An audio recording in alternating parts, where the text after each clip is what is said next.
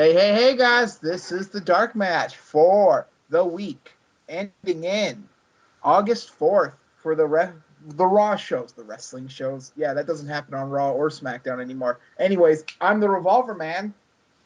I'm Magpie. I'm No Leaf Clover, and I stay crunchy in milk. I take it your girlfriend has tried this, No Leaf? No, she's not really down for that kind of thing. Whoosh! Wildly off topic. And I'm the Lone Warrior. And this ought to be fun. What is Iron Sheik tweeting now? Serena Williams, more man than the Virgil and Ultimate Warrior. Hashtag Team Sheiky. Oh, Sheik. That's just mean. That's just fucking mean to Serena Williams. At least it wasn't about rape. Oh, wait, here's part 2.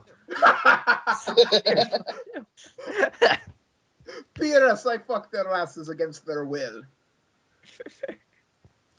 Oh, God. You ever think Sheik would just ever fulfill that promise? Like, he just runs into Warrior, he's like, that's it, I'm fucking you in the ass. No, because Warrior could probably still kick Sheik's ass if he needed to.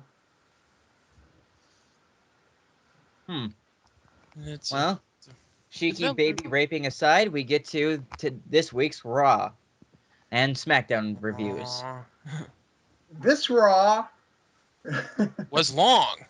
This Raw was also cursed, apparently, because they set themselves on fire. Literally. Yes. Okay, first of all, you can't start prove the that I fire. We just built a set that apparently catches on fire all the time. That was Billy Joel's new greatest hits. I think you guys do it next time when he comes up with Harmonica Man. Well, I think the thing we all need to realize is clearly they let Orton near the pyro controls again. We all know how well that went last time. So yeah, apparently the show didn't even open its doors till about 30 minutes before the show started. And from what I read online, there was apparently they really had to work the fire marshal hard because he was thinking of just saying no show tonight. So there's someone, I'm picturing in my head someone in the backstage, maybe Vince is talking directly to the fire marshal and just stuffing $100 bills into his front pocket. No, it's like that. It's like that episode of The Simpsons, where it's like, we'll just leave all of this huge stack of money out, and we're gonna leave the room. We'll be right back. No.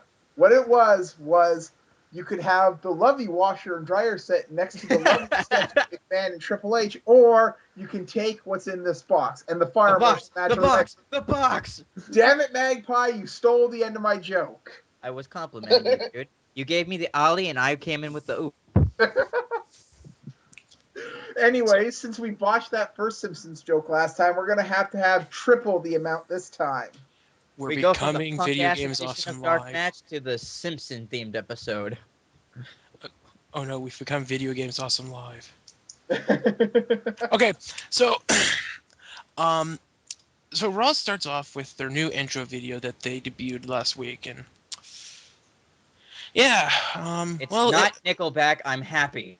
I miss Nickelback. Fuck you. I like that song. I'm sorry. You have no taste in music. There, I said it. You know what? I'm going to come out and say it. I Just Want to Be Loved. I liked that song. That was cool. I don't have a problem with the Nickelback song because it was a song that got everybody fired up and ready for the show. I don't like Nickelback. I'm not defending the fact that they're a shitty band, but that particular song doesn't bother me because... Dude, after hearing it for 4 million years, it doesn't bother you? Not really. I mean, how long did we hear Across the Nation? I will listen to Across the Nation 1 billion times more than that. How long have we been listening to Know Your Enemy? Oh, that's a song that needs to go. I miss that when they had the Let It Roll, We're Unstoppable, or whatever. I can't remember. You know what I miss? The first SmackDown theme. What the I don't remember that. Was that It's actually what I saying did, I just did. Yeah, I know which one he's talking about. I honestly thought the first theme was Beautiful People. I swear, I thought that was the first theme. No, the first was that in house or was that an actual song they used for the SmackDown theme first No, one? I think that was in house. I figured as much. So, anyway, they hype up the fire and how it's like, yeah, we almost didn't have a show. Get used to hearing about this. Get used to a lot of this shit. In other words, WWE wants you to know they're invincible. Not even fire can stop our empire. I got a question. Why is WWE hyping up the fact that they fucked up big time? I mean, didn't we rake? Wasn't TNA raked over the coals when they did this at one of their pay-per-views? Yeah, but see, you're forgetting that TNA sucks. Okay, It didn't suck. It didn't suck this week. Okay, no, what it basically came down to was the fact that they're trying to hype up the fact that anything can happen on Raw because they're live. And, well, fire is anything happening. Yeah. So, not wrong. this is then led into them threatening us with the video package for Raw 1000. Which, again, get used to this. I thought we moved past Raw 1000. We're going to look towards the future, man. But no, we always have to look back. You know what? I'm laughing that they kept calling this the 1001 episode of Raw. Is that going to be just what it's done from here on out? It's always going to be, this is the 1000 and episode of Raw from until it reaches 2000? Can you imagine what happens when it reaches 2000? Are we still going to be doing this show? Yes, because am I going to have my kids on my lap bitching about TNA? Because we have no lives. So we're going to be doing this show. Oh, God, I just pictured our future. I'm Magpie and I still got it, man. Woo! Beatles reference. I'm the Lone Warrior. Where's my meds? I'd like to apologize to anyone who I might have offended with that. Yeah. Yeah, because our viewers are in the age where they take meds. Wait, what about your grandfather? That was somebody else, I think. I'm talking to Magpie. Huh? His uncle watches wrestling, not his grandfather. Oh, okay. My grandpa makes fun of me for watching wrestling. My uncle's the fan. Ah, gotcha. Anyways. So, the recap, it's like 5 fucking minutes of recap. And when they finally get done with it, they bring out Punk. Thank God. Punk comes out, and the fans are like, yeah, it's CM Punk, woo! And Punk gets in the ring, and he's like, last week, I had a Raw moment that was bigger than most people's WrestleMania moments. I just want to explain why I did what I did to The Rock. He actually does what I think everyone was hoping that he was. He's like he wants to get in. Actually, he wanted to explain something before he got into explaining why he clocked The Rock, and he gets out of the ring and he goes and sits on the commentary table in front of Lawler and is like, "What the fuck is wrong with you?" Oh, I have to agree with Punk. Jerry Lawler needs to learn to shut the fuck up nowadays. I absolutely liked it. Oh, go right ahead, No Leaf. I was just going to say, because last week at the end of Raw, Jerry Lawler was like, oh, well, Punk has turned his back on the WWE Universe. And Punk was basically like, wait, what? Yeah, he sure turned his back on them with all the people cheering their fucking heads off at him. I liked how he did it, though. He was just like, wait a minute, I have to address something. Looked over at Jerry Lawler, and it reminded me of that scene in Clockwork Orange where Dim Dim tried to talk shit to Alex, and Alex just sat on his lap and looked him dead in the eyes like, let's get things sparkling clear. That was so awesome. What? You never see the Clockwork Orange? No. Ah, get cultured, you two. I haven't cultured. It's considered one of the worst films of all time. Okay. Before I get dragged off in handcuffs, let's just move on. Yeah. Punk sits down on the table and is like, look, I'm used to bad commentary from you because You're shit. But how the hell did you jump to the conclusion that I turned my back on the WWE universe? If anything, bitch, you turned your back on me. Because the last time I checked, The Rock isn't in the WWE universe. The Rock's an extremely charismatic, deranged movie star.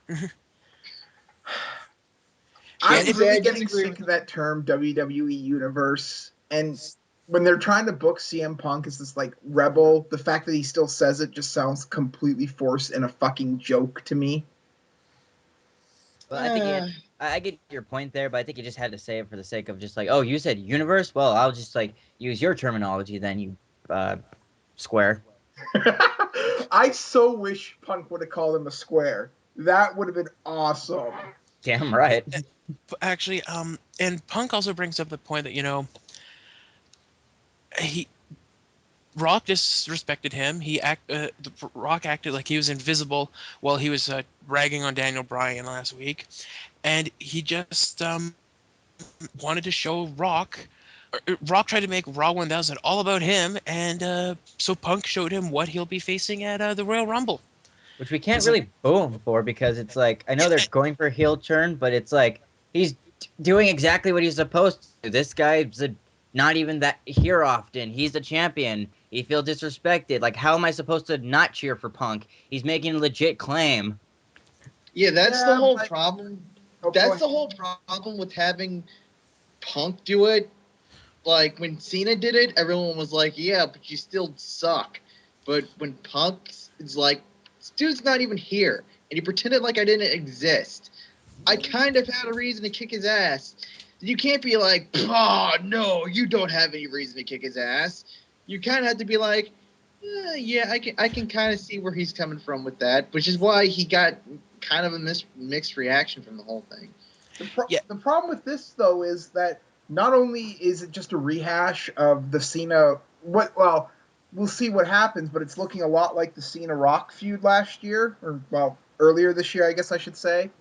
But it's also continuing that trend where this is something I've noticed a lot. The cardinal sin in WWE is to be successful without WWE. Oh yeah.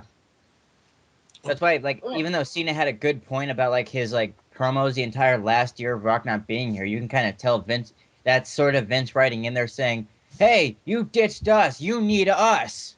Yeah, like I think Just look at Zack Ryder to an extent. I mean, he got over on his own. Like he got over, with his web show that he was doing independently of the WWE, and it just kind of he got over, and then they kind of put him in that Kane Cena angle, and And we all he died hasn't a done little shit. inside. And I I wasted will money on not a live forget ticket. what was it, Well, no, I 3 didn't. weeks ago when they announced Zack Ryder was coming out, and he had a pop that rivaled that one where they did the fake out in Montreal of Bret Hart when Shawn Michaels was healing it up real great. Oh, HBK in Montreal, that was great. And WWE decides, oh, you know what this guy needs to be doing? Jobbing to Daniel Sandow. Oh, come on. Nothing Okay. against Nothing against Sandow, honestly. I'm liking him. I love the fact that he's this great intellectual and he's still got the hot pink trunks. I love that. But seriously, like, why is he jobbing and fucking Santino Marella is still the U.S. champ? Because there is no Because you touch justice in the yourself at WWE universe. 30 Because times. they forget that Santino is the United States champion. I would not be surprised if that's it. They just like, why is he walking? Oh, that's right. He's got the belt. When was the last time he defended it? That's a very good question. I think against Otunga, not to. Don't we have a United States Championship? Oh, that's right. We do have a United States Championship. Who's the champion? I think it's Santino. Oh No. yeah. Nah, get out of town. We put the belt on that guy? Huh. Who had the belt before him? Jack Swag. What? Who the Jack fuck did Swagger. that? Jack Poor Swagger. Swaggy. He has fallen so hard. But anyway, Punk's like, look, Raw 1000 ended every Raw should end with a spotlight on the champion, the best wrestler in the world. And this cues Big Show because fuck. Another thing I've noticed is that is Vince and the writers trying to book it so that Punk's a heel because he feels like wrestling should have wrestling in it. Would that surprise you if I never they even thought were? of it that way. But seriously, isn't that what it's like? Like, this is supposed to be a heel promo, but they're so incompetent that it's really coming off not as. But seriously, the crux of this thing is that this show should be focused on the wrestling, and that's supposed to be bad, from what I'm telling they want us to think. I think part of his argument is why the hell does Raw keep it? Why the hell do pay-per-views end not with the World Heavyweight Championship match, but a fucking Cena match And every time? That's a subtly very good speaking, question, though, Punk. and subtly, it's like, wait, how come he's entitled to get like a title shot in like Royal Rumble, and yet there's people who are still here that want to fight their way up? Yeah, But no, his that's another thing I pampered ass gets one. Did The Rock just give himself a title shot? Yeah, and it Yes. wasn't like AJ came out and was like, by the way, The Rock will be facing whoever is the WWE champion at the Royal Rumble. No, it's like The Rock was like, by the way, guys, I'm gonna have a match. Yeah, deal with it. Who the fuck's gonna stop me? Yeah, that would be hilarious if that's how they did. Rock just shows up in the ring and security can't get rid of him, so they just roll with it. Well, I guess he's here, so we might as well let him do whatever the fuck he wants. But yeah, Oh God, The Rock, we can't stop him. but yeah, so Show comes out and Punk's all, oh great, here's another spotlight hog, and Show's all blur. Raw 1000 was about me, blur, and I'm the one who caused Cena the title, blur, and I knocked out Cena, and Punk still couldn't beat, and you still couldn't beat him, blur, and fat, blur. You would have lost if it wasn't for me, blur. And I don't care what these people think of me. Ugh. Big Show, stop sucking. Go back to goofing So- around with Hornswoggle. I have Yeah. to, The The I have crowd to starts say booing though, and Punk I starts absolutely, laughing. But Punk starts laughing and is like, "Bitch, I'm the only one winning anything between us." And this cues Cena. And Cena comes out and he starts beating up Show, and Punk's just like, Are okay. you No, the look on his face was like, are you fucking kidding me? They're not paying attention to me again. I just got finished talking about the fact that no one paid attention to me, and how Cena comes out here and pretends like I don't exist again. Anybody getting flashbacks to Steph, Triple H, and Jericho when he was the undisputed champion? oh my. Oh God. Why would you remind us of that? You sadistic bastard. That's what this is. This is what it's reminding me of. This feud seems to be more about fucking Big Show and Cena than. But anyways, it's time for, well, more AJ. Yay! Light it up, light it up, light it up, light it up. Is The she shooting the star- first? No, she's not the first female Raw GM. I think that's Vicky. Or did she only do SmackDown? Vicky was Raw's Vicky general manager for sort a of little the bit. Raw GM at one point before they hired John Laurinaitis. All right. But she comes out. She's the. Well, I will say though, she is the first cutest Raw general manager. Oh She my is God, adorable. she looked awesome in this suit. Like, She looks so adorable. Power suit. That's why they call it a power suit. yeah. So I just wanted to pinch those cheeks. Don't let your girlfriend hear this. Yeah. so okay.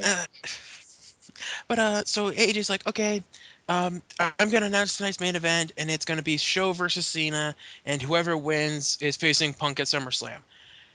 And she's like, deal, and leaves. And you know what? That's it's kind of actually a good thing.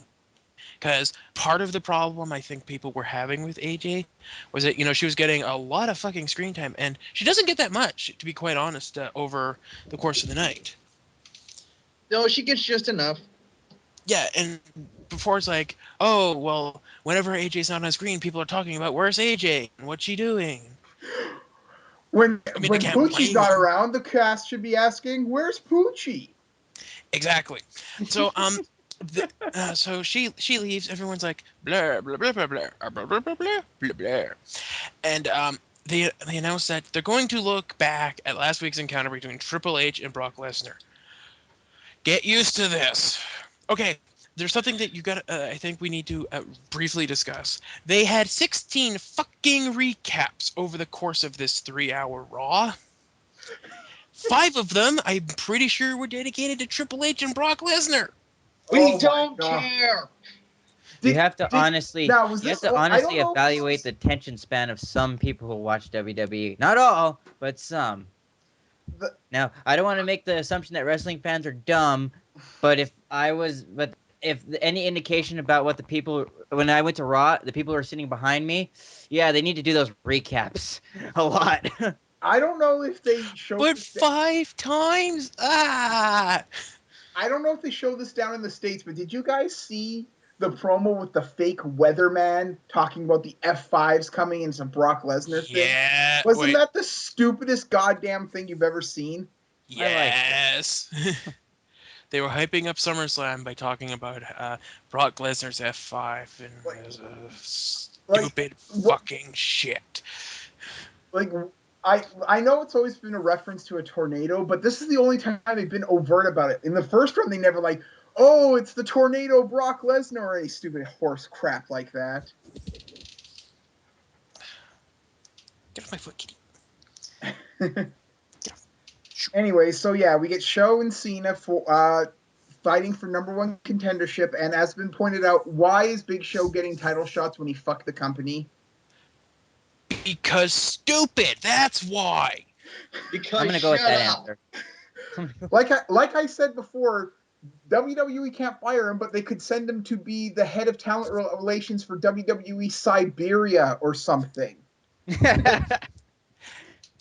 It's like that Joe, episode of News you have a Radio. T-shirt of a husky, so I think you can survive the harsh Siberian winters. That's a You're gonna be- Kodiak bear, not a husky. Oh, I thought That's that was I that's thought a that was a goddamn dog. bear. Fucking bear, where you get a dog from? Hey, that shows you how much I pay attention to Big Show as of late. Okay. He actually brings up a good point. You gotta be I fair. cannot argue with that logic. But Daniel Bryan's on his way to AJ's office. Hilarity will ensue, and we go to the ring, and it's Santino Marella versus Alberto Del Rio. Who's gonna Oh. win this match? Spoilers, nuts. It's like spoilers. Well, hopefully Santino, but no. However, should be noted that because of said fire, Del Rio didn't get his car. He didn't get it on SmackDown either. I don't guess think. they decided we don't need to spend the 15 grand it takes to rent one of those luxury cars for the day, so screw it. Yeah, we had to pay off the marshals, so either you drive a Geo into the arena, Del Rio, or No, you're just gonna walk not down a the ramp. Geo. He'd have to drive Rodriguez's car from the Royal Rumble. Remember that shitmobile? Hey, I would be okay with this. no, you do not insult the Ricardo Rodriguez. Wagon. The Ricardo wagon. But yeah, so Santino. Santino Marella versus Alberto Del Rio. It's actually a long match. Yeah, and Santino gets in a lot of offense, more than I was expecting. Yeah, but Del Rio wins. Shock and amazement. And he gets up and he's. I did like the fact that he grabbed the cobra snake and then started wiping his nose with it. That was a nice subtle thing I liked. Good heel work. Del Rio knows how to do subtle things to be a great heel. I think it's because of all the time he spent in Mexico where you really have to do that. Yeah, but so after he wins the match, he gets a mic and he's like, "I just defeated the United States champion like it was nothing." And Santino's beneath me as is Sheamus and all of the fans. And I am not going to compete again until SummerSlam. And then he proceeds down the No. aisle. Then he proceeds down the aisle and starts getting an argument with a fan on the side, and he just keeps reiterating, "Who is the winner? Who is the winner? Who is the winner? Who's the winner?" So, do you think they're ever going to pull the trigger on the rumor Del Rio's rich is because he's a drug dealer storyline that they were talking about? That'd be No. cool. That would be interesting and maybe give his character an ounce of depth. So fuck no. So we're not going to see Del Rio drug lord. We're not going to see. We're not gonna get a montage of him working to push it to the limit. Oh Christ! What the hell was the name of that really powerful drug dealer in the '80s? Oh, Pablo Escobar. Thank you. We're not going to see Pablo Escobar Del Rio. I was gonna say Tony Montana. Just No, they weren't talking about Scarface. This is a Caesar Milan thing all over again. Move on, What is man. it? Move. What is it up with Latino people and getting their names wrong? no. Fucking Hey. No, I was just thinking Scarface because it's like all the cocaine he could ever want, man. That was racist. I'm sorry. I had a. Moving on. We broke alone. It's like still to come is Cena versus Show. They're gonna hype this up a lot, aren't they? Oh yes, they are. And they go to commercial and come back naturally. And now for something completely pointless. Brutus Clay's in the ring dancing with the Funkadactyls. And Vicky comes out and she's Was anyone else thinking like me when Vicky came out? Like, oh boy, we're gonna get Dolph versus Brodus. All right. Nope.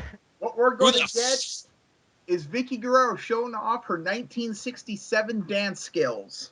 No, 1967. those weren't 1967. That was the Elaine dance. Oh my God. She dances like Twilight Sparkle? Wow. Pony reference! Yeah! Get off my show.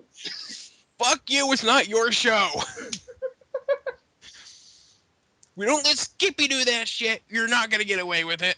Hey, I got more cred than he does. No, you don't. Well, Yes, maybe. he does. Yeah, he does. Yeah, I was Yeah. gonna say, I had to think about that for a second. It's like, do I really want to say someone has less credibility than Skippy? DarkMatch Anywho, shooting. So anyway, she starts dancing, but out comes Damien Sandow, and he's like, a horrible crime was committed against humanity last week, and he shows us a recap of the DX beating him up, of Shawn Michaels and Triple H beating him up while everyone else watched. Apparently, the essentially New Age Moxley. Outlaws and X-Pac can't be trusted to do their finishers anymore. Well, what I is can Road Dogg's understand finisher X-Pac. anyway?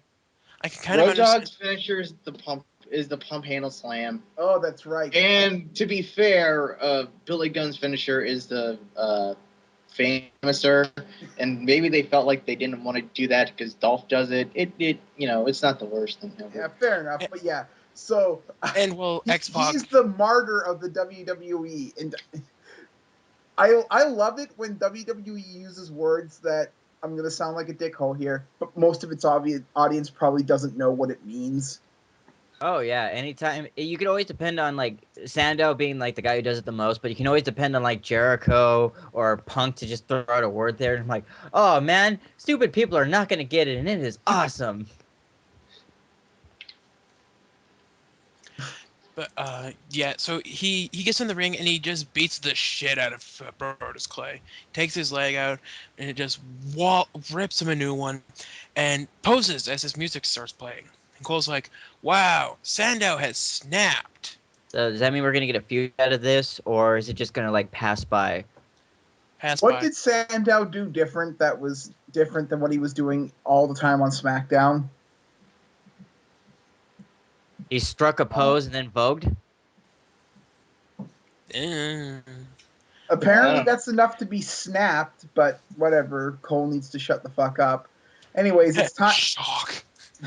It's time for some Dolph Ziggler, Chris Jericho goodness. Yay.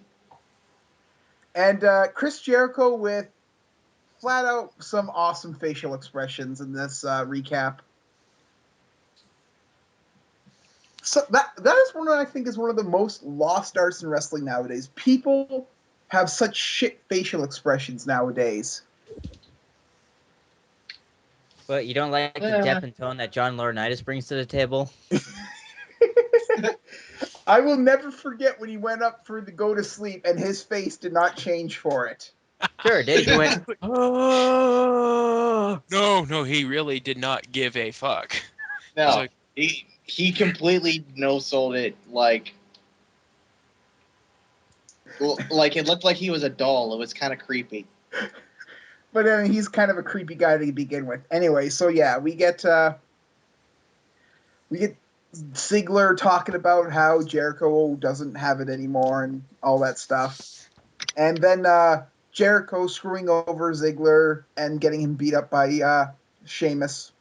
Yeah, and the announce for later tonight is going to be Christian and Chris Jericho reunition of the Can Connection. Woo! Can connection. Is that what they call it? I thought they were part of the Un-Americans. No, No. Jericho was never part of the Un-Americans.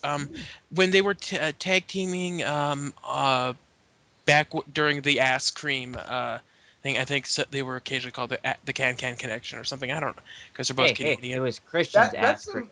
whoever called them the Can Connection was a really big fan of early 80s WWF, because there was a tag team called the Can-Am Connection that was a Canadian and American, and that was their entire gimmick. One was Either a Canadian and one was an American, and they tag teamed. Either that or they used to love early Victorian burlesque houses. We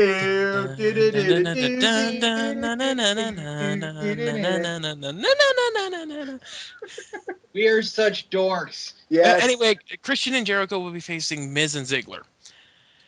And we go immediately back to commercial. And then we come back. And Brian is finally in AJ's office. And he's like, "Bitch, you crazy?" And she's like... And then AJ's like, "No, bitch, you crazy." Apparently, they were also somehow before the wedding, Daniel was able to convince mental health. Well, first of all, do mental health professionals actually show up in the white outfits to take people away nowadays? Because I'm pretty sure that in the WWE. Well, they did during the Attitude Era. Come on, do you think Daniel Bryan's gonna splurge for like a good mental health facility? They're sending No, him he's gonna. They're sending him to Happy Foltz Asylum, and if anybody gets that reference, I am going to legitimately give them $100. One Flew Over the Cuckoo's Nest? No. Damn it. You know we could just Google it, right? Well, okay, what was it called? To the internet! Happy Foltz Asylum. Happy Folds? Volts. Oh, Bolt. Is that a fucking Ratchet and Clank reference? No. Happy Folds. Anyways, moving from on. Bully. It's from Bully. Okay. Yes, finally. Okay, so I'll expect my $100. Hey, at least you're Canadian, so it won't have to be transferred to American. What's that supposed to mean, you Canadian fuckhead? Hey! It means our money's worth more than yours. He has us there, dude. But so he's like, so AJ's like, "No, shut up! I'm not your bride to be. I'm your boss." And I saw those groomsmen, and so were you just gonna have me committed? And he's like, he doesn't say anything. So she's like, "So I booked you in a match against Sheamus." And Brian's like, "Is it for the world title?" And she's like, "No, no, No. no, No. no." No. She sort of seriously went, yeah, when Daniel went, yeah, she went, no. And do they But announce after this? that, it's time for a recap. Recap. Time for more. Wait, no, hang on. Taking a shot. You're taking a shot from a can? What the hell are you drinking? Pepsi. Shut up. um, So we get to see how, how basically how they assaulted I want to call him Earl Hebner, but fuck Paul Heyman. Paul Heyman, thank you. Why couldn't I remember his name? They assaulted Paul Heyman again, which, was the point, the fact that he was suing them over that. So shouldn't he get like double their money now? Shouldn't they be his slaves? I would watch the Raw where Triple H and Stephanie McMahon were Paul Heyman's slaves. Well, no. We have to be politically correct. They'd be his butler. Okay, well, that's even better because I'd love to see Triple H dressed up like Jeffrey from Fresh Prince. I was just trying to make a Seinfeld reference. And I was making a Fresh Prince reference. But so can't hear you, Leaf. Nothing. Okay, so yeah, they basically show the recap of them baiting Heyman into accepting the match, and then Stephanie goes after Heyman, and then out comes Lesnar, who does his stupid little dance on the ramp, and it's like do do do do do do do. And they get Stephanie out of the ring, and then they start fighting, and Triple H clotheslines him over the top rope, and it's why are we recapping the recap? Because they're only going to show it 3 more times. Well, that's because we're about to move into something stupider. Oh, yeah. So Cole and Lawler are telling the fans, hey, go on Twitter and vote for what kind of match you want to see Sheamus and Bryan have. A no-holds-barred match, a Falls Count Anywhere match, or a street fight. They're the same goddamn match! Well, so I actually screamed that at my TV while I was with my parents, and they screamed with, well, they didn't scream, but they all agreed with it. Those were the same goddamn matches. Like, God. So basically, that was the idea, I think. It's basically AJ being a bitch. You fucking marks. Well, what do you expect? Do you think it's working you so hardcore, you goddamn marks? Well, what do you expect? Is it going to be like okay, there's either a street fight, no holds bar match, or a macrame making contest? I thought you were about to say fight in macaroni match, and I would definitely vote for that. Ball pit match. You know what kind of match I want? What? A pole on a pole match. A pole on a pole match. First this person. This isn't TNA or WCW. What the fuck are you thinking? But no, Leaf. I have to ask: would they have to climb the second pole, or if they got up the first pole, could they use the second pole as a weapon? Yeah, that's what I was thinking. You use the second pole as a weapon, and the first person to use the second pole as a weapon gets to win. We could make it a reverse ladder match. Or they use it as a pole vote and splash onto his enemy. Exactly. There's so Can we many stop saying possibilities. pole? Anyway, so after phallic reference. So Josh Matthews catches up with Sheamus, and he's like, to ask him a question, and Sheamus is all, I like that AJ put the match in the fans' hands because they're not all the same type of match. And Josh, my friend, are you okay there, fella? And because you've been acting a bit off, and Matthews like, well, I have been doing. Are you serious? Well, he doesn't say that, but he should. And Sheamus is like, fella, relax. You should take it easy. And he walks off, and then they go to commercial. And what was the point of that? Sheamus cares for about 1 second and then walks away. Hey, how you doing today? Well, Sheamus, goodbye. Yeah, I know they want to kind of book Sheamus as the second Cena, but that was so pointless. That's the point, I think. They just wanted to show Sheamus being like, oh, yeah, I'm totally fine with whatever they're going to do. So they come back from commercial, and they show footage of the fire again. Take a shot. Padding, you know what? Padding. Dollars to donut. Padding. Dollars. This really shows how badly the 3-hour Raws are going to be padded, because apparently we can't put more matches on the shows. Oh, fuck no. But Who wants to bet that they're going to now make it so that there's a fire at every Raw they do so they can keep doing those recaps? No, they're just gonna keep on recapping this one fire. Yes. Or Remember have, that like, a bunch fire of- we had like 7 years ago? Or Here it is again. or have a bunch of elemental forces. Yeah, there was a blizzard and we survived it. Just complete. Yeah, they start coming up with like horseshit, like a tornado spontaneously appeared in the middle of the ring, and then Cena gave it an F5, and then it pinned it. But we go immediately into the street fight. No.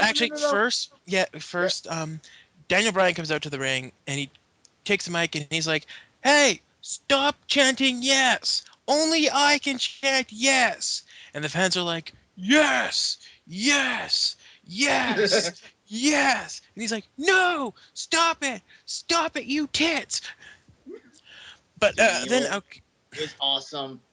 but then out comes Sheamus and Lawler's like announces that with 73% of the vote, it's going to be a street fight. It was actually a pretty fast vote if you think about it. Well, the thing is, if you pick the same answer as WWE, what they wanted to do, then you won your vote. No, this Yeah, is gonna be like WCW, where if you like vote for the thing they don't want, it loses votes, and the thing they do want gets 3 somehow.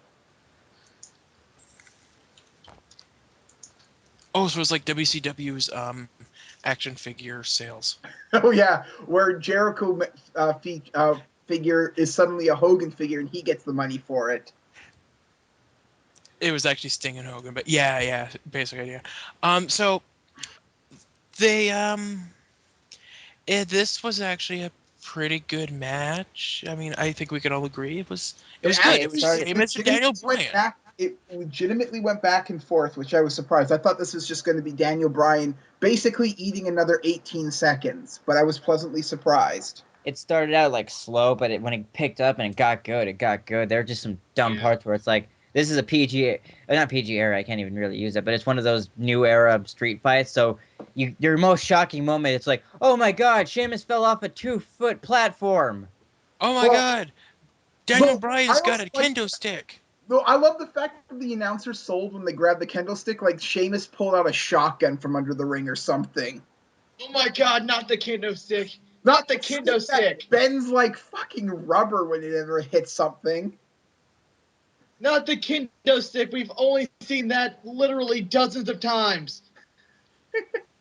Oh my God, it's the Sandman match.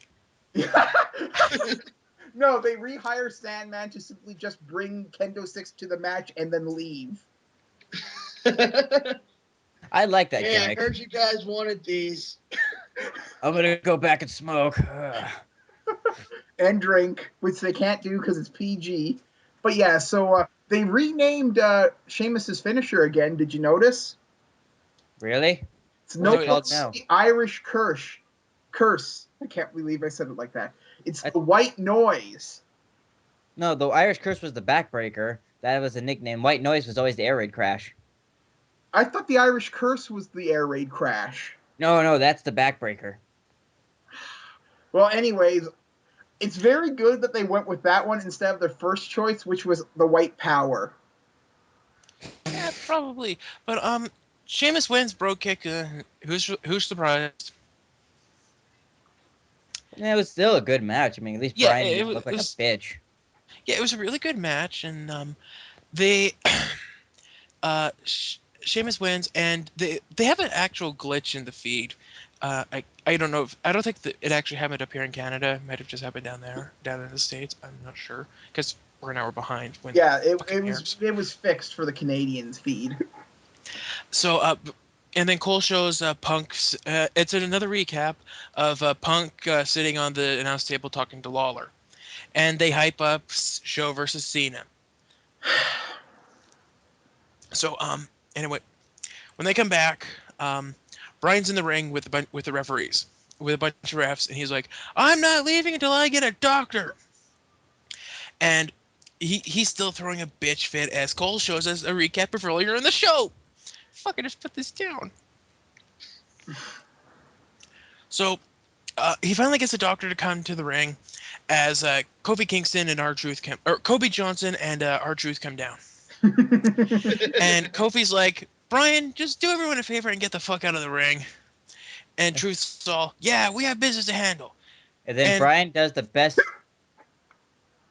thing I've yes, seen in a while. Brian introduces himself to little Jimmy, and he's like, "Is this little Jimmy?" And Archer's like, "Yeah." Oh well, and he punched the fucker out of the ring, and they actually have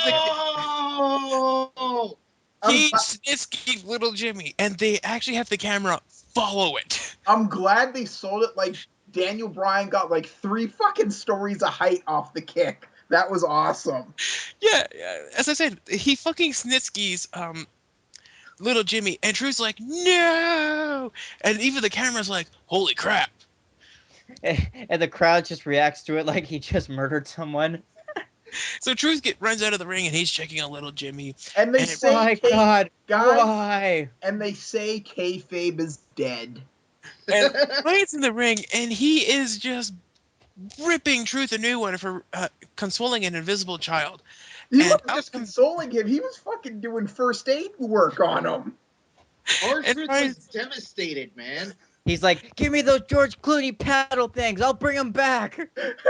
So out come the guys in the white suits, and Brian's like, take him away. He's clearly nuts. And then all of a sudden, here comes AJ.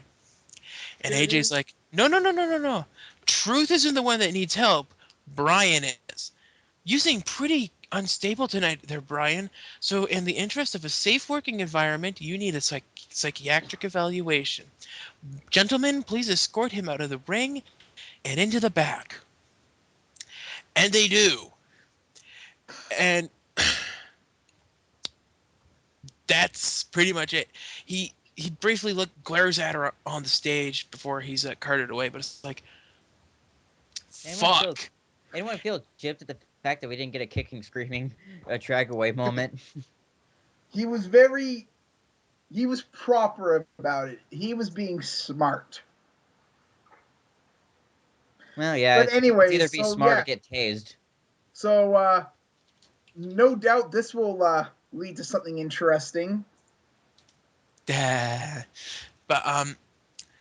they announce that Vince is going to be on SmackDown to announce who the new general manager is. Hooray, I guess. But we finally get to our match: Kofi Kingston versus Titus O'Neil. And as they show R-Truth, sitting little Jimmy down in a chair next to Lawler. And Lawler's like, is he okay? God damn, remember when Lawler was fucking entertaining? Barely. Briefly. Like when he was really healing it up and JR was just like absolutely on his perfect game. That was awesome. And then memories. Then they turned his face because they didn't want any announcer bad-mouthing Cena during his reign of terror of 05 to 07. I think it was face before that. Yeah, I think it was face before that.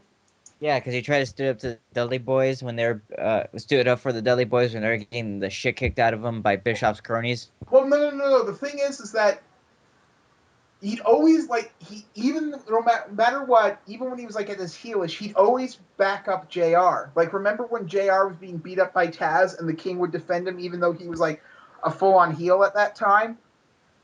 So there was always a couple of people he liked that he defended no matter what, but I don't think he became a face proper until like they were really pushing Cena hard 05. I think you're wrong.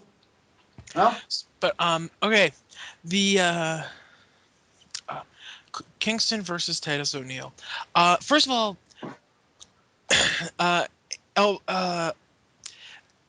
fuck, what's his name? AW. Yeah, A&W. He is now going to be referred to as Aw. No, I like A&W more personally. Yeah, A&W's got his mic on, so we have to listen to him. And he makes a fucking reference to the Kobe Bryant rape case in Colorado. And see, there's actually two problems with this. One, that's not what people thought he was talking about. And two, why the fuck did he bring it up in the first goddamn place? And three, if he was going to make a rape joke, how come it could be funny? WWE on top of pop culture from 7 years ago. Yeah, and see, well, actually, what really made it bad, I guess, was more of the fact that a lot of people heard was something about Colorado and how he was unstoppable, like something that happened in Colorado, and so people immediately thought the shootings because um, I honestly like Linda's Senate campaign is going down in flames, and this is why. No, it's not. No, it's not. It's She's not. actually no. She's actually ahead in the polls. How? what? I No, no, Fucking how? no. Dude, don't ask me to explain the American political system. I fully She's admit that it's fucked up. like she's part of a like fair or No, unfair. no political stuff. No Uh, political stuff. let's not bring this up. Um, anyway, the match ends when Kofi goes for the boom drop, and Darren Young gets on the apron, but Archers lays him out, and then AW gets on the apron, and he throws his shoe at Kofi. And they ask the question that was asked when Layla did this: Who the fuck throws a shoe? mean, literally, that just hurts, honestly, man. In stereo. So fight I'm like gonna a woman. have a lump there, you idiot. So Kofi throws the shoe back at AW, turns around, and Titus hits him with his finisher, I guess, or something, It's and just a they slam. win. It doesn't have a name yet. Oh. Well, at any rate, Titus O'Neil wins, and it was an okay match, but Uh, Washington really needs to learn to shut the fuck up. I know that's kind of his gimmick is that he doesn't, but holy fuck, it's not helping too. It really isn't. Yeah, I can't watch their and they're pretty. Titus O'Neil has improved a shitload, and so has Darren Young. But I Oh yeah, cannot proper watch. creds. I cannot watch their fucking matches when they're on because I get so fucking annoyed. It's not a thing. You don't it's not a get good heat thing. doing that. You don't get heat doing that. I think they think it's like a Jimmy Hart thing where Jimmy Hart would have the megaphone, but that's different because Yeah, you that can Yeah, have Jimmy megaphone Hart was an wasn't wired in. artist. That megaphone wasn't wired in, and he wasn't constantly yelling.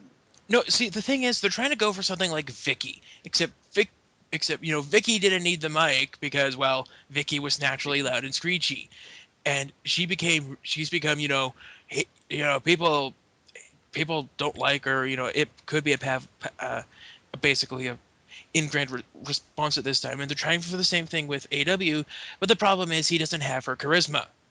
The problem is that Vicky was Vicky's gimmick should not have worked, but it did, and so now they're assuming that works with like. Have you ever noticed when something really works for WWE or WWF, they put it on everybody, assuming that it'll always work? Like, remember after Hulk Hogan left the first time, and they decide that Lex Luger will be the All-American Superface gimmick? Yeah, or yeah. WCW did the same thing again with Luger when after Flair left, they made Luger champion and he turned him heel, Oh yeah, oh yeah. and Now the we're fans referencing late '80s stuff. hated it. But Let's. yeah, they cut backstage and just to get things back on topic. This is going to be a long show anyway, but let's try to. Yeah, I gotta go to the gym later. Let's get some moving, people. Yeah, so Cena's backstage with Punk, and Punk's talking about the number one contenders match, and he's like, "Look, Cena, I know you're mad because I did to The Rock in one night what you couldn't do in an entire year, but get over it and get ready for your match, man. You'll be fine." And he leaves, and Cena never says anything, I think, which is actually kind of refreshing. But they come back from the break, and Cole apologizes for what Alberta Washington. Fuck him. Fuck his name. Abraham AW Washington. for what AW said When about the Cole COVID. has to cover up for your fuck ups. Yeah, this is the guy that said I faggot on Twitter last year. Remember that? Yes. I think what Remember they were. how if he wasn't in that angle with Jerry Lawler and well everybody basically, he would have been shit canned. How nice would it have been if he was shit canned, guys? Well, you never want to see somebody lose their. We would have been more positive. We would have recorded more positive episodes of Dark Match in that span. Well, to be fair, you never want to see somebody lose their job, but I would be okay with it in this case. But anyway, they apologize, and Heath Slater's in the ring. And Slater's he's looking back at last week and that fucking vicious clothesline from JBL. That was a thing of beauty. Oh yeah. You know what made me sad? I'm pretty sure it's because he actually can't do it anymore. JBL didn't grow out his hair for when he was doing the Bradshaw thing. Well, he can't really grow it out because he's on TV TV. Yeah, I know. Like I said, he can't get it to that shoulder length and dye it black when he was Bradshaw, but he still can do the freaking clothesline from hell. I don't know if it's like people just sell for him that much better, or I don't know what he does, but he makes the clothesline credible.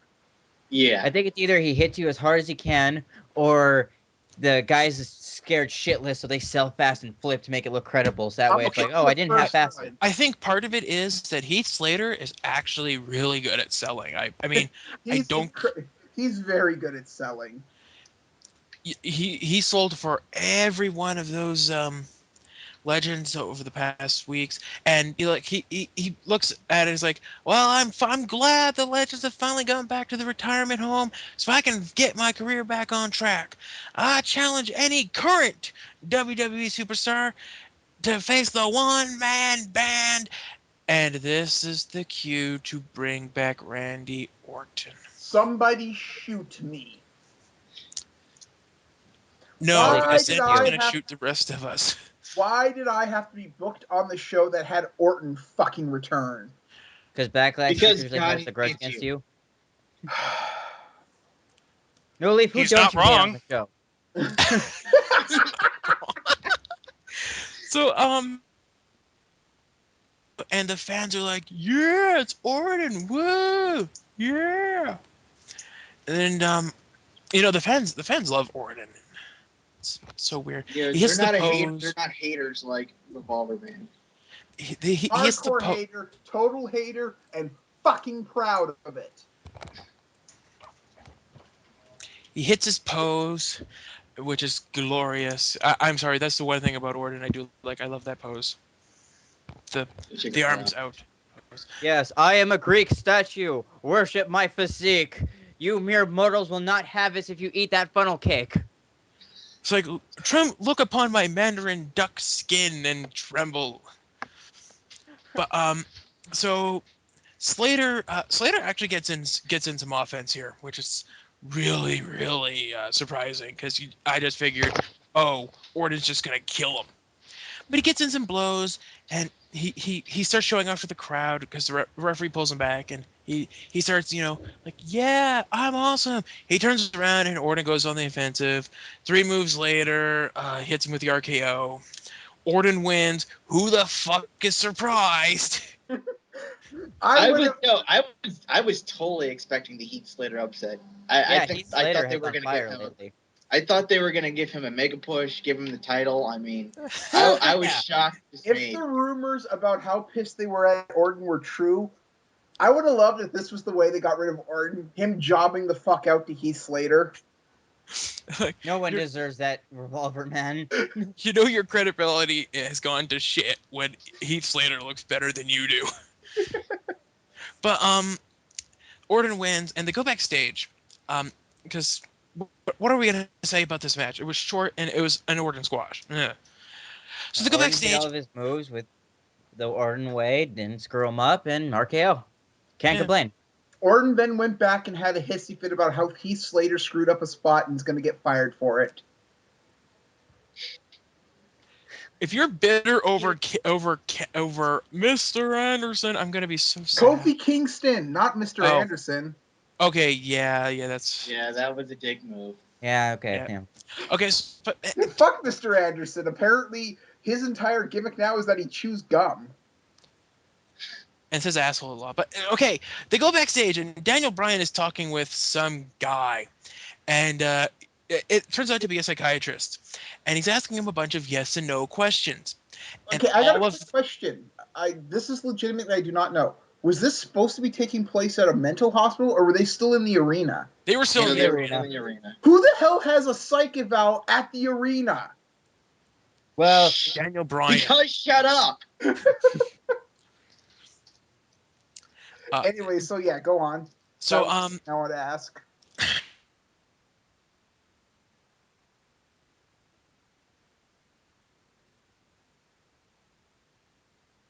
and he's like, yes, yes, yes, yes. Got any more? Yes, yes, yes, yes, yes. You got some more questions? Yes, yes, yes, yes, yes, yes, yes, yes, yes, yes.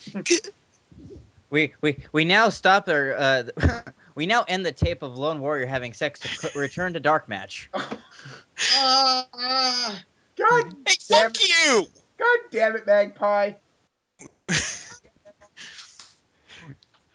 But they cut away from that to up next to they hype what's coming up next, which is Jericho and Christian versus Miz and Ziggler, and doop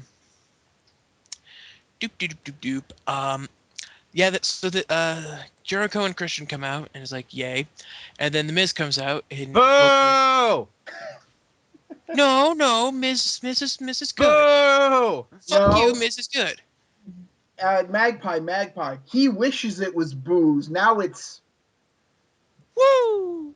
now it's. Yeah, we'll just get the Miz can be nothing. God damn it, Magpie! You ruined the joke. Move on. I'm just pissed off. You give the IC belt is being raped and held hostage. Someone get it off of him. What the fuck, What? Magpie? What the fuck? What the? Wait, whoa. What the fuck are you talking about? Because it's on Miz? The IC, get it off of him. Actually, you know what? I think Miz actually, his look at the very least has kind of improved because he doesn't have that stupid faux hawk anymore. So you know that's nice. Yeah, and that still warrants him from getting the worker belt. My favorite belt. It's dead to me now. Fuck that guy. And then anyway, ignoring Magpie's obvious breakdown about the Miz having the Intercontinental Championship. It shouldn't happen. It's an overrated belt design. I will kick you. I will storm that border and kick your ass. Out comes Dolph Ziggler with Vicky, and he's got the Money in the Brink briefcase. And Money in okay, the Bank? this was a pretty good match. Let's be honest, it was pretty good. Of course. Even the parts that had Miz in it, shut up, Magpie. Even the parts that had Miz in it were good. Yeah, because he did his clothesline headlock kick. A move fitting for an IC title champion. And you guys complain about me ragging on Orton. Hey, I was ambivalent towards the Miz until he got the belt. Anyway, Really angry. Chris, bunch of stuff happens. You know, we're not going to recap everything because, you know, then we'd be here forever. As opposed to the forever we're already going to be here. Yeah, you know, let's not make it forever plus an hour. Let's just make it forever. Because we're only 30 minutes into the show, by the way. Actually, I think we're about an hour.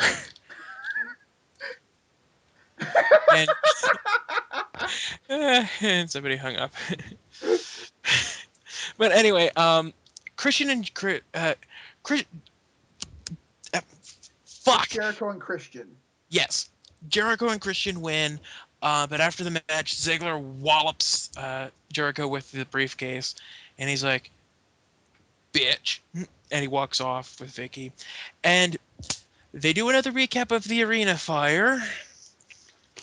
They love this fire, man. Like, Vince must have been just like, oh, this is what we needed. This is our Hendrix, man. They go backstage. They go back to Daniel and the psychiatrist, and they're looking at pictures. And Brian's like, "Oh, well, that's a bunny, and that's a UFO, and that's your mom." And they're all when they're all laid out. I think I'm hearing echo. No. No. Oh, okay. No, I am. Well, I'm not hearing any. Yeah, I'm not hearing it either. Great, maybe it's just me. It's a goat face. Yeah, it's a goat face, and Brian gets mad. Is like, Did Charlie Sheen put you up to this shit? Sheen, if you're watching, I'm the winner. I'm winning, not you, me. I think we can confirm that doing cocaine is the best career move Charlie Sheen could ever have done.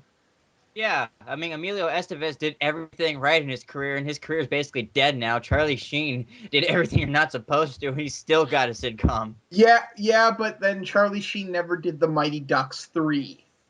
Oh, yeah. I saw that in theaters. You God poor damn son, it. you poor son of a bitch. Uh-huh. Anyways, it's time for A Tensai Tensai. versus Tyson Kidd. The Tyson Kidd looked pretty awesome in this match. I like the offense he got. And he was just Yeah, he didn't get much though. got more Yeah. than average. True. Tensai, Kid gets in his offense, but then Tensai kills bitches dead. Oh, But well, he kills Tyson Kidd dead, and then he keeps on killing him. And the ref's like, "Bitch, back off!" oh And God, not this. I forgot about this. the referee's like, "Okay, you know what? If you're gonna keep being a dick to the poor kid, I'm reversing my decision. The winner by disqualification is now Tyson Kidd." And Tensai's like, "What, motherfucker? I'm gonna eat you!" And so he goes after the he goes Tensai gets off of Kid is like, "What?" He goes back to kill him, but the officials are like, "No, no, no, no, no, no, no, no, no more killing him. He's quite gooey." Stop it. Stop it. He's already dead. So And then Tensai looks around and he sees Sakamoto and is like, "Come here." And Sakamoto, instead of doing the smart thing and going, fuck no, and running, he gets in the ring and Tensai beats him up for a bit. I was really hoping the ref to go, okay, no, enough. The winner by DQ is Sakamoto. Sadly, they did Sakamoto's not do first win that. on Raw. But they go backstage again. Um, Sorry if I seem like I'm trying to get through this really fast. I am. But they go backstage and they go back to Brian and the doctor. And the doctor's like, you've got a weird obsession with Charlie Sheen, but you're 100% sane and you're free to go. What? And That Brian's, psychiatrist stinks. He shows clear narcissism, obsession, compulsive. He has like low impulse control. Well, being pissed off isn't. If we expanded insanity to cover what Daniel Bryan is, we'd all be insane. so Yeah.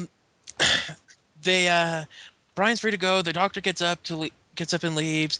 Brian gets up to leave, and then the red light comes on, and in walks Kane, and Kane's like, "Hi, I'm your anger management therapist," and he W- just WWE reminding you to tune in to Anger Management on FX every Friday at 9. Oh God. he grabs Brian by the head and is like, "Smack!" Smacks him into the wall and leaves him there to briefly What the briefly. fuck? Why did he do that? Is there a reason why he decided to start attacking Daniel Bryan? Kane is a dick. And Yeah. Kane still loves AJ, okay? And he So- can't get over the heartbreak, okay? That's why. Okay, so you know how AJ is gonna lose her GM position? Don't you dare talk about that. She will have Katie it Vick forever. 2.0. That was horrible, and you should feel bad for saying that. I didn't book it. My kids are, yeah, my kids. um, Lone Warrior's Kids? kids are watching the show. So we get the another Triple H Brock Lesnar promo recap.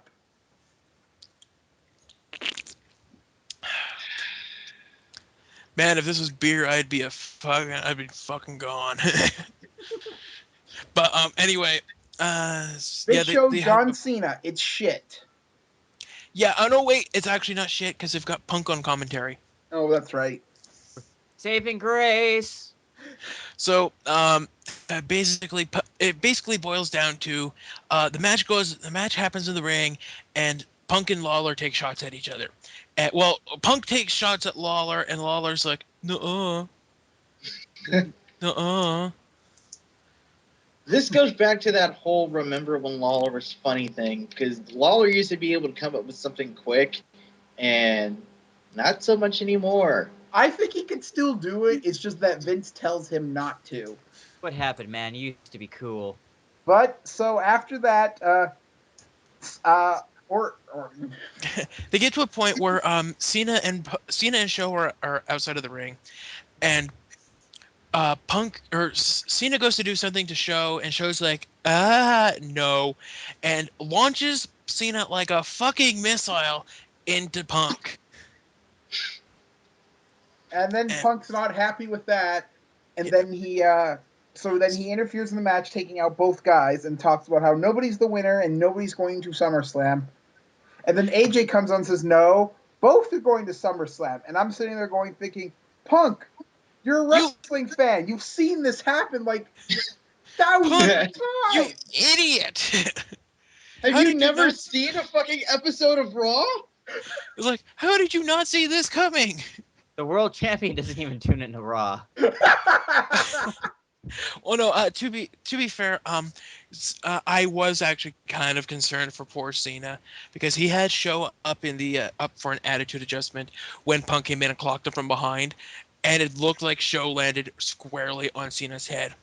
So when after Show bounced off the mat and rolled off, I was kind of expecting to just see this red smear where Cena's head should have been, and I was just like, oh, dude. He's a blockhead. He'll be fine. Good grief. I got it. So, and that was Raw. It was 40 minutes of content stretched into 3 hours. Are you talking about To Raw be or fair, our we show? had Matches. We got like what 2 or 3 20-minute matches on the show. It wasn't all bad. they Yeah, had about man. they had about an hour, maybe an hour and a half of wrestling. And well, okay, and about an hour of wrestling, which is better, which is a third of the show, which is actually pretty good compared to like the 20 minutes or so they would have had on a 2 hour. Yeah. But yeah, I know they're trying to ease their way into it, but at the same time, it's like, fuck. They're gonna have a 3-hour show. They I think they should just have the guys from NXT. I think they should have the guys from NXT be like on Raw, so you can pad out the show and they can get screen time.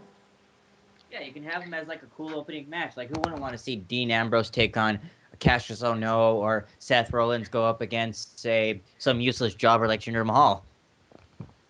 Well, Nobody wants to see Jinder Mahal wrestle. What the fuck are you the thinking? thing is, I think the problem is that Raw is booked as the top flight show, so they really don't want to put in low guys to get them over because that's SmackDown's job. But since they got the hour extra, they really don't know what to do with it.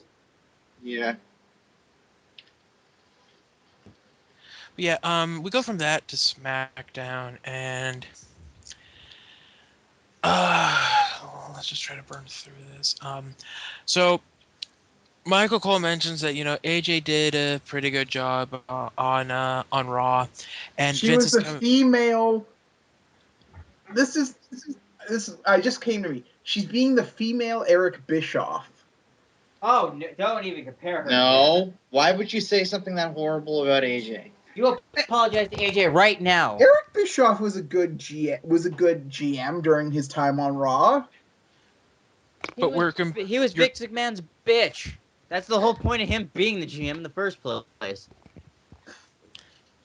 Whatever. Anyways, time. So McMahon comes out and he's like, selecting a general manager for SmackDown's been really hard. I wanted to find someone people would respect, someone with integrity, character, and charisma, as well as experience.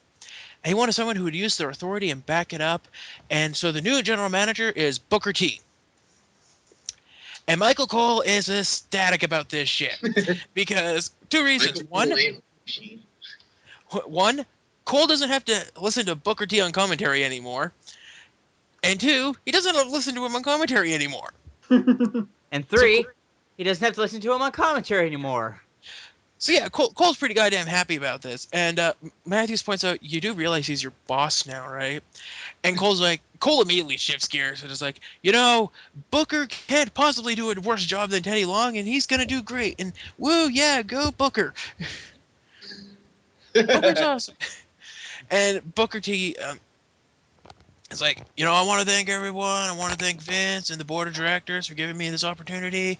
And SmackDown's about to blow up. Uh-oh. And, we're going to get this started right. And out comes Alberto Del Rio.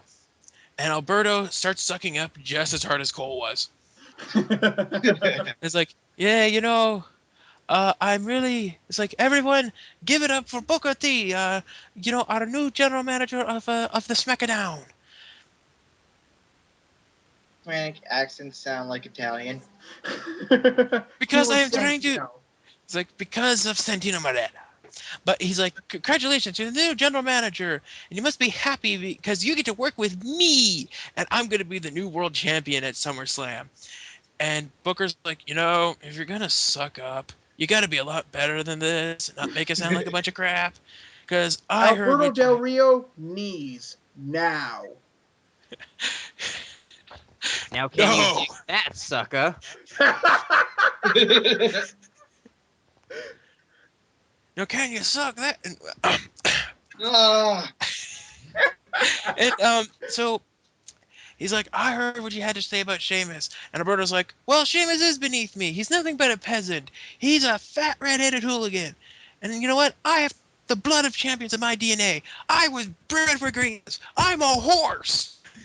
I was frozen today. Apparently, Alberto Del Rio, a strong believer in eugenics. That's something I did not expect on my SmackDown, I must admit. Yeah, and he's going to say, he goes to say that he doesn't have to kiss Booker T's ass, but Sheamus comes out. And Sheamus, he's like, well, first of all there, fella, Booker T, congratulations there for becoming the new general manager of the SmackDown, eh? Hey, boyo. And Stop with this. I Stop. I'm sorry. I'm sorry. He's like, unlike Alberto over there, I mean it. And, the first pint's on me. And Alberto, you can talk about, where I grew up all you want, but I'm proud of where I came from and who I am. And I didn't have someone brushing my teeth and wiping my ass whenever I cried. And that, I also wouldn't ask for 3 weeks off so my nails wouldn't get dirty. Hey, that I find that very insulting. Ricardo has to earn money somehow. All right, who is Sheamus to make fun of him for that? Exactly. But he goes to say, "Are you really not planning to wrestle before our match?" And Booker's like, "Oh, ha ha ha ha, yeah, about that. You both got matches tonight." And Alberto's like, "I'm not competing until SummerSlam." And so Booker's all, "Yeah, well, sucker, you might have all the money in the world, but it doesn't mean you can hear better." It's like, I'm the boss. You're gonna compete in this ring, and it's gonna be against Orton. So get your ass to the back and get ready. Oh, great. Orton's all over the fucking place again. And then he turns to Sheamus and is like, appreciate what you said earlier, but you're going to be wrestling next, and it's going to be a knockdown, toe-to-toe fisticuffs with Tensai. The way he said, I thought, it's going to be a boxing match? Well, to be fair, this is actually, they do a little screen-and-screen thing where Tensai is talking, and you have no idea what the fuck he's saying. But I think it basically translated to me destroy pasty white guy. What is it with you and insulting accents this week? Yeah, really. They don't translate it, so I'm just trying to guess. I'm sorry. They didn't have it. They didn't have little subtitles. You should knock that shit off.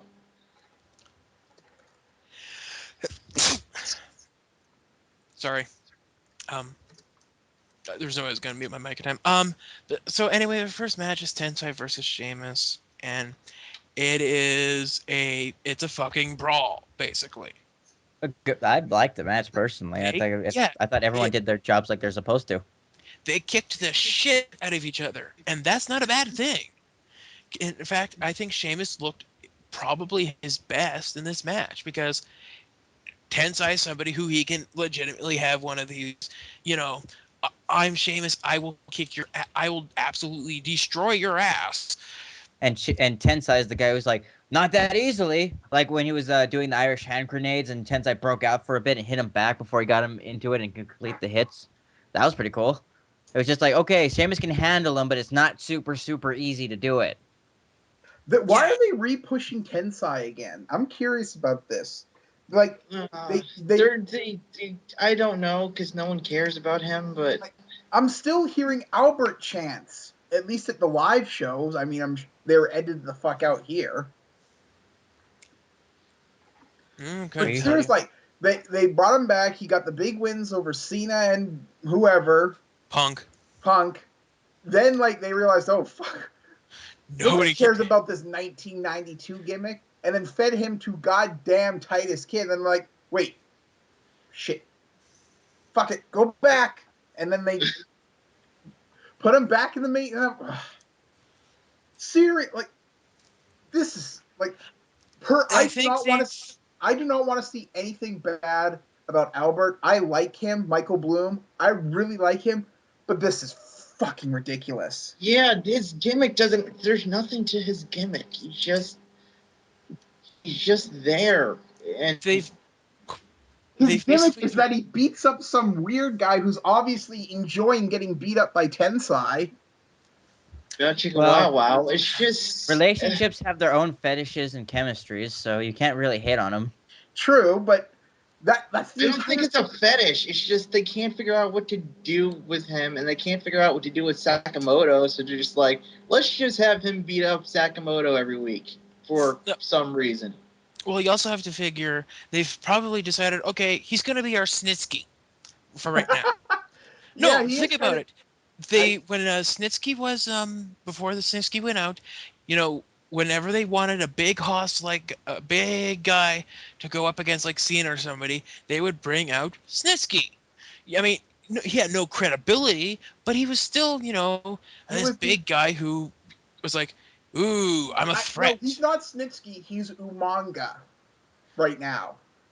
Would you agree? No, because Umaga was awesome. Yeah, but Umaga was also the big guy, the monster heel, and he also had a stupid gimmick that was from the 1980s. And he made it work, damn it. Yeah, the big island savage with Samoa tattooed over his belly. That's real authentic. That was an authentic tattoo. Yeah, that was a real tattoo. No, I meant like he's supposed to be this not civilized savage guy, yet he's getting professional tattoos done. It's a story. Moving on. Well, you also have to remember his manager was Armando Alejandro Estrada. So he probably just took Umaga and was like, tattoo this on his belly. He won't know what it means, but it's okay. Listen to me. That was fucked. That's so fucked up. What? This sounds so fucking like this guy doesn't know what it is. Do it to him. That's so fucked up sounding. Okay. Anyway, getting back to the match, it's really good. As I said, it's a big as this big brawl. Sheamus wins with the bro kick and was probably one of the best bro kicks I think he's done in a while. Again, because he could probably go full out on it. And so Sheamus wins. Shock and amazement. But they go backstage, and Eve is in Booker's office waiting for him, and she's like, "I want to congratulate you on your new job." And Booker, remember how great of an asset I was for John Laurinaitis? Well, you and me, baby, we ain't nothing but mammals. So let's do it like they do on the Discovery Channel. Again, Booker T has to go knees. I mean, Booker must be thinking, wow, this job rules. I got sluts in my dick. Now, hold on, player. I just want to say something right now. Yeah, Teddy comes in and ruins it, No, and he's like, Booker? no, he did not Booker? really. No. You gotta let Magpie do it. Yeah, Magpie, take it away. Booker, I'm glad to see you got mad props. Certainly, you're a lot better than John Laurinaitis. Finally, I can say that since the drugs worn off. Motherfucker had me on Ambien to keep my blackness down, but I'm glad to see affirmative action is working. Now, let me tell you something. I gotta give you mad props, and that's why I'm here. I ain't sucking up for a job, so I just want to say, good luck, dog. And and that Booker was T's like, another you know, edition of Teddy Long keeping it real. okay, that was good. But Booker's like, you know, Teddy, you did such a good job as general manager. I want you around as my senior advisor to Now, help me player, out. you don't have to give me any handouts, man. I will work. I'm more than happy to ride off in the sunset, dog. But if you need me, dude, I'm willing to represent. You know, I got your back. I remember when you and I were working in WCW, dog. And Teddy but Long, the WCW one was that? He's a ref. He was a he was manager. a ref. He was a manager. Oh, But that's right. He managed freaking Farouk. he also And managed. he managed the Undertaker too. Oh my, mean Mark Callis, ladies and gentlemen. Motherfucker, you don't know my career? Bitch, you're supposed to be a commentator for wrestling. You're on the goddamn program talking a bunch of shit. And you don't know the history. What the fuck? I'm sorry, Teddy. I'm so sorry. Get the fuck off the show. Teddy, I hate to interrupt, but Booker T tells Eve that, you know, sorry, ho, all of the jobs have been filled. So could you, Teddy, could you please escort Eve out of my office? You know I can't be smushing bitches right now, man. I mean, I got some things going on in town, so I got to keep a low profile, dude. You're just gonna have to get her out I got yourself. priors. This bitch showed I have priors. Motherfucker don't know me, and he started accusing me of shit.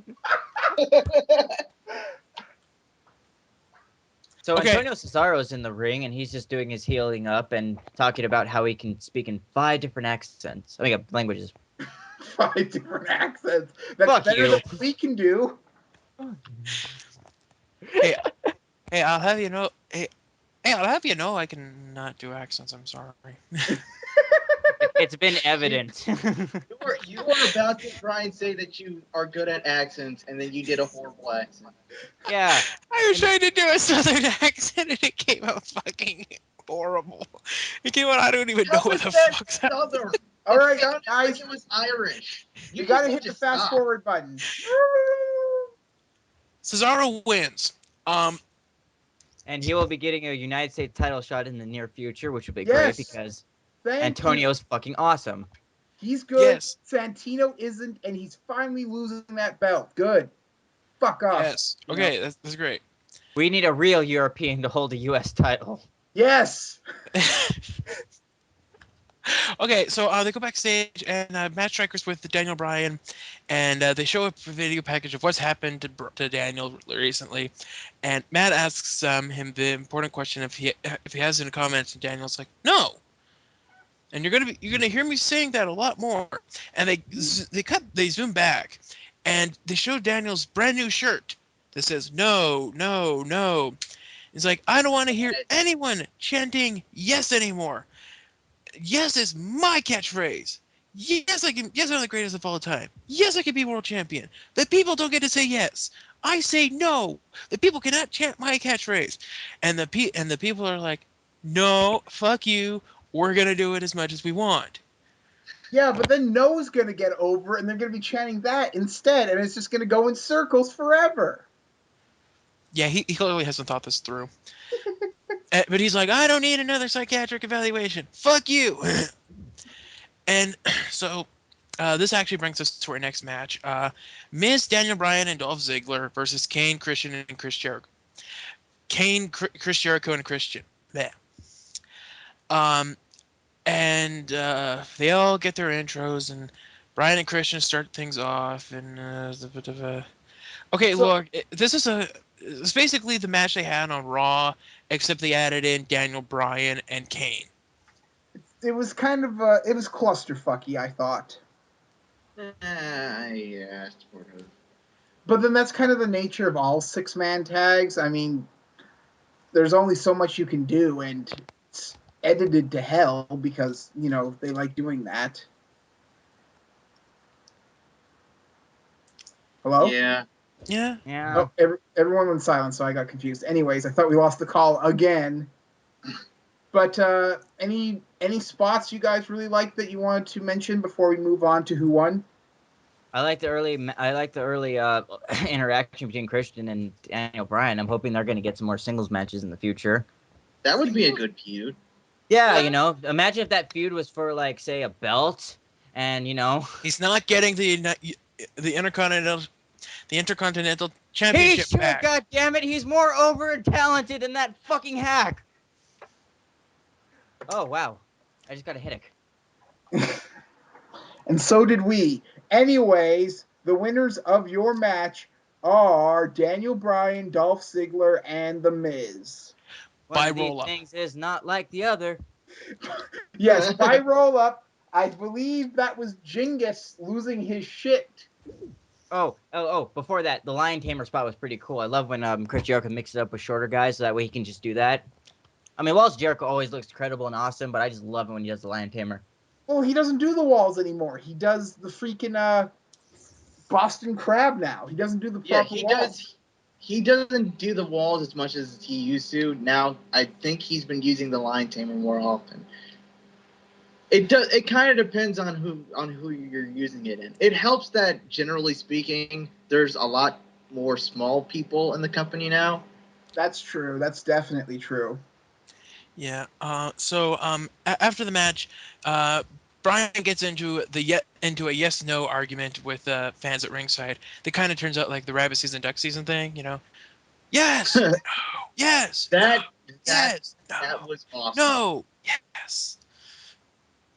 And they go backstage, and Striker's with Orton, and he mentions, Randy has had the past couple months off, and he asks, has it affected you? And Randy looks at him and goes, no, the WWE is my life, and every moment away from Raw or SmackDown is like air taken from my lungs.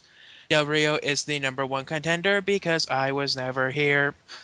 I'm going to give the fans what they want, and that is I'm going to hit an RKO on Del Rio. Beep, boop, boop, beep. Yeah, that about sums it up as best as anybody could. They go to commercial, they come back, and Ryback is doing his thing, and he's like, in the jungle, there's one law: you eat or you get eaten. And everywhere I look, I see food. Welcome to my food chain. I want more. Blah. And this brings us to our fourth match, Jinder Mahal versus Ryback. And Guess who bitches out in this match? Mahal, like a bitch. Yeah. Remember So that whole time we spent, like, not talking about Jinder Mahal matches or just him in general, and we would talk about other things like the Arkham City or the Redskins defensive line or just anything else? But we should bring that back. Good. Okay, it basically goes like this. Ryback does his shtick of destroying the fuck out of Mahal, and Mahal goes out of the Mahal kicks him in the knee and goes hits him with the high knee, goes for another one, and Ryback's like, nope, dodge. And then he hits a spine buster, and he goes for the lariat, but Mahal gets out to the floor, grabs the mic, and is like, bonk. And the referee's all, hey, you son of a bitch, disqualification. So Ryback is still undefeated, and Mahal's like, uh-oh. Because if the person that we wanted to protect during the Ryback streak, it had to be Jinder Mahal. Yeah. He's so valuable to the company. There's apparently a rumor going around that the WWE is really, really high on Jinder Mahal, and they want They're to push him really as a high on main, something. Yeah. and they want to push him as a legitimate. They want to make him seem they're pushing him basically. Are you fucking with me? The only place I ever saw him get heat was during the house show here that I went to, and freaking Tony Chimbo was one of the most over motherfuckers at that show. So that should tell you something. No one gives a shit about Jinder Mahal. No. And nothing they do is gonna make anyone give a shit about Jinder Mahal. Unless he suddenly turns into, fuck, I don't know. An interesting character. An interesting character. I was gonna say Tiger Ali Singh, but then I realized that wouldn't work either. But okay, point is, Mahal runs away, and Ryback's like, "Feed me more!" God damn it! And they did feed him more. There was an entire sack of Rice Krispie squares waiting for him when he got into the back. Oh boy. Seriously, Google Ryback and his eating habits, and you'll hear some very, frankly, disgusting stories. Like how Ryback eats so hard and so much he'll sweat from it. Damn. Oh my god, he's Homer. It's not like it's because it's spicy. No, he is putting so much effort into eating, it is making him sweat. Maybe he just really likes food. Or he does. Hang out in the bathroom. Apparently, he's got like this nuclear furnace of metabolism. Apparently, it's kind of like a medical condition. Yeah. Okay, I wish I had that medical condition.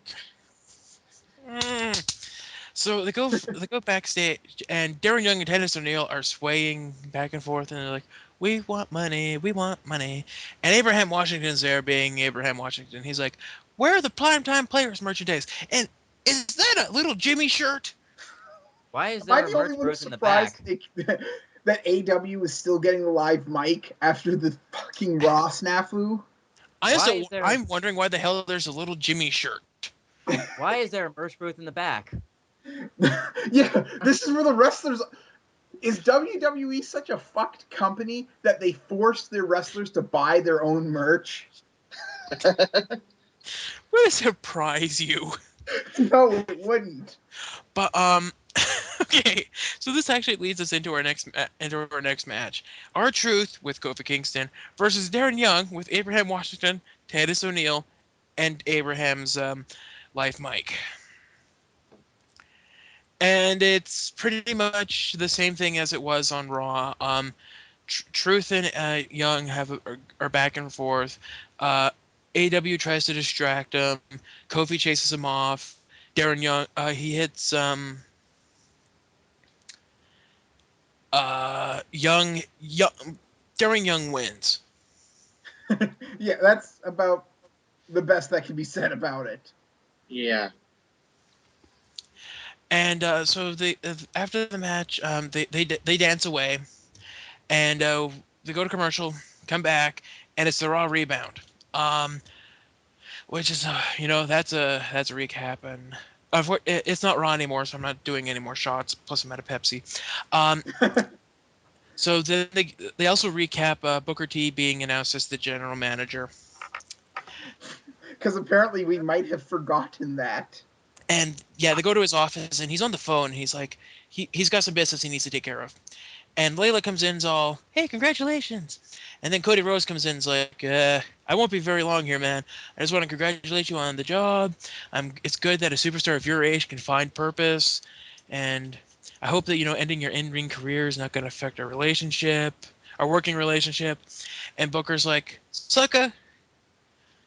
Booker calls him a sucker, and Cody's like, "I'm not a sucker. Fuck you."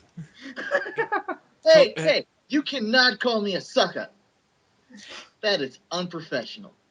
I would have loved Cool. if he actually said something like that. Like, that is an unprofessional thing and not proper for the GM to do. And just stun Booker T like that.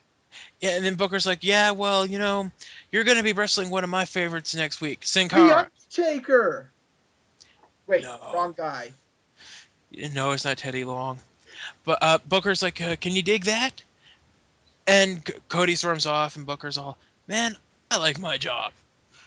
Also, and wrestling Sin Cara. Rose versus Sin Cara? Could be cool. That could be cool. That should be good. Well, yeah, that's if the bot show doesn't show up. I can imagine, in the backstage, Cody Rhodes is right next to Sin Cara. He has, a Spanish to English dictionary. Okay. Arm drag. Let's see. Going into... fuck, dude. I gotta learn Spanish. Can anyone translate? Sadly, So we do not have we do not have any Spanish people here at DarkMatch. We have a Portuguese guy, but I don't know if he'll help. Well, I'm from Southern California, but I don't know how much good that will do. I'm Canadian. I'll translate. Oh God, No. no! You know how many groups have called us wanting to sue because of your accents? No Leaf is gonna not go to college because of you. That's how much I had to pay them off. And now Anyway, we get to our main apparently, event. No Leaf lost his mic in the last lawsuit. I'm not saying anything because I'm trying to count out all my pennies. Anyway, it brings us to our main event: Randy Orton versus Albert Del Rio with Ricardo. Yeah. And it's Del Rio versus Orton. What the fuck do you want? Excitement? No, it's not gonna be here. Entertainment? Probably not. Um, It, but it was okay for what it was. It ends in a DQ. yeah. Yeah. Orton gets into his starts doing his RKO stuff, and Ricardo's like, "My boss is in trouble, and if he gets hurt, fuck, I'll have to wrestle Santino some more." Ugh. No. That So would scare. Okay, to be fair to Rodriguez, that would scare the shit out of me too. he attacks Orton, and referee calls for the bell. That's how Orton wins by disqualification. And after the match, Del Rio's like, I'm gonna. It's like he gets Orton into an arm breaker, and he tries to go into the cross arm breaker, but Orton's like, nope. And Orton escapes. He sends Del Rio into the turnbuckles, hits him with a drop kick, and Del Rio's like, okay, well, fine, I'm out of here. And he goes to leave with Ricardo, and then Sheamus comes out. He's like, ha ha ha. It's like, hi, where are you going? He throws him right back into the ring. Orton hits him with the RKO, and that's it. So it's time Smackdown, for everybody. the RKO show to start up again. Fuck you, Randy Orton, and that's all I'm gonna say on it. That was SmackDown. I left with a bad taste in my mouth. You know, it actually didn't seem like it was. It seemed like they actually had a lot of matches that went on for more than like 5 minutes, minus the Jinder Mahal Ryback thing. Yeah. The rest of them were all like good 10 to maybe 10, 20-minute matches. So can't complain much there. Yeah, not And really. I mean, honestly, it was what it was. Yeah, Not and that great, but not bad. yeah, can't argue very much with Booker T being the general manager because well, it could be worse. It could have been Teddy Long again. Motherfucker. Screw you. Oh, this wisp bitch. Oh. But anyway, I think it's time for everybody's favorite segment. Is it wait, is it the It's all HBK's fault. Okay. Um Jinder Mahal still being, featured prominently in feuds with anything is all HBK's fault. Randy Orton being back is all HBK's fault. The Miz getting the I IC don't think you title can is all blame HBK's HBK. fault. Repeat that. Well, One of both, you. yes. Go no Leaf. Yeah, Magpie, you go. The Miz getting the IC title is all HBK's fault. Yeah, he's a big pusher, Miz in the back.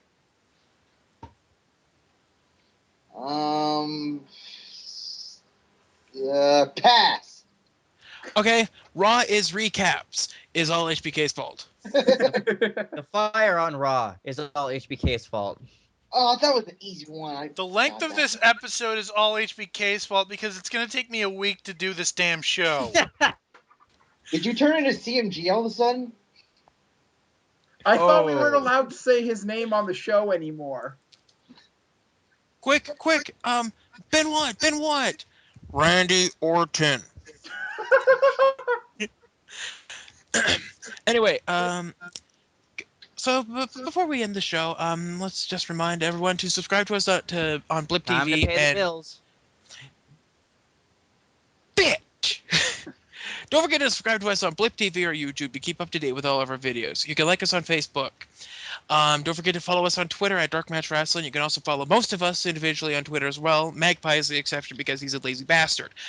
Don't forget to check out TRE Productions, where all of our videos plus of other great stuff gets hosted. We're on Reviewtopia in the community section, and we're also on the Spoonie Experiment forums, where you can come and talk to us. Though really, we're not that interesting. I mean, come on, Skippy. And a good old-fashioned word of mouth doesn't hurt any bit. So if you have a friend with an internet connection likes wrestling, please tell them about us. If you like to hit that like button in the YouTube comments, that would really help us out a lot. Like us, we're cool. Do not like Clown. He sucks. We know what it takes to be cool. Bear is driving car. Wait. Now, if you'll excuse me, I'm gonna go buy the complete series of Mighty Morphin Power Rangers because I am that cool. I'm going to go beat the shit out of Revolver Man. Oh, like you scare me, Magpie. So on Bring it behalf on. of No Leaf Clover, Magpie, Wait, Revolver what? Man, I'm the Lone Warrior. Fuck you! You had your chance. I'm the Lone No! Warrior. I'm going to save my. God damn it! Hear the music.